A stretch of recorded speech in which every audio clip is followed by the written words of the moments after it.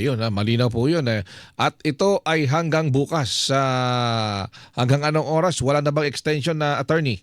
Wala na pong extension talaga 'no, kaya nga po nung paulit-ulit po mula noong Oktubre inaanunsyo na po natin na talagang ang Lunes po, May 18 ang pinakahuling araw ng ating voters registration. Hindi na po tayo mag-extend dahil kailangan na pong matapos yung ating pagpaparehistro. Matagal na po ito, halos 7 buwan at higit po sa lahat kasi ito po ang pagmumula ng paghahanda ng lahat ng ating barangay at SK elections kaya kailangan ma-fix na po natin ang bilang ng botante. Baka yung iba humahabol tapos naghahanap kayo sa mall.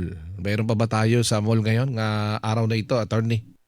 Sa Lunes po ano, bukas po meron pong mga ilan pong tanggapan ang COMELEC na pinili po na dun gawin sa mall yung registration dahil nga po maliliit yung aming tanggapan.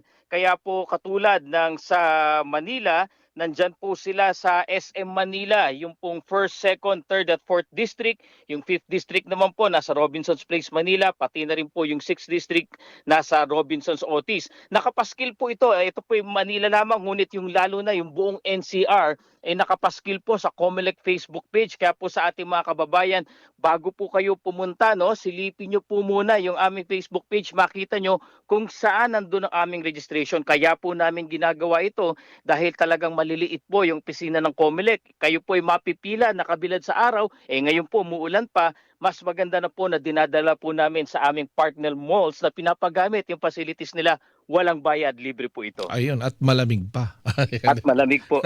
malamig pa. Pagkatapos nyo makapagparehistro ay dire-diretso ng malling, papasyal-pasyal dahil mainit po sa ating mga bahay, sa ating mga tahanan.